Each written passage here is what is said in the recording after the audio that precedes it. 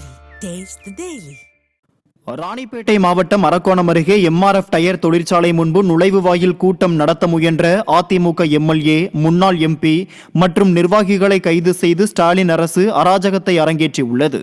இச்சிபுத்தூரில் உள்ள டயர் தொழிற்சாலையில் பணியாற்றி வரும் தொழிலாளர்களை பணி நிரந்தரம் செய்ய வலியுறுத்தி அண்ணா தொழிற்சங்கம் சார்பில் நுழைவு வாயில் கூட்டத்தில் கலந்து கொள்வதற்காக மாநில அண்ணா தொழிற்சங்க பேரவை செயலாளர் ஆர் கமலக்கண்ணன், முன்னாள் எம்பியும் அதிமுக அமைப்பு செயலாளருமான திருத்தணி கோ அரி, ராணிப்பேட்டை கிழக்கு மாவட்ட கழக செயலாளரும் சட்டமன்ற உறுப்பினருமான சு ரவி உள்ளிட்ட 25க்கும் மேற்பட்டவர்கள் சென்றனர்.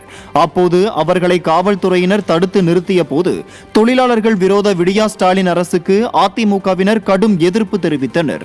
இதையடுத்து அதிமுகவினரை வலுக்கட்டாயமாக ஏவல் துறை கைது செய்தது பெரும் பரபரப்பை ஏற்படுத்தியது. முதலமைச்சர் ஸ்டாலின் கையாளாகாத முதலமைச்சர் ஸ்டாலின் காவல்துறை ஏவல்துறையாக மாற்றும் ஸ்டாலின் காவல்துறை ஏவல்துறையாக மாற்றும் ஸ்டாலின் காவல்துறை காவல்துறை போலீஸ் அராஜகம்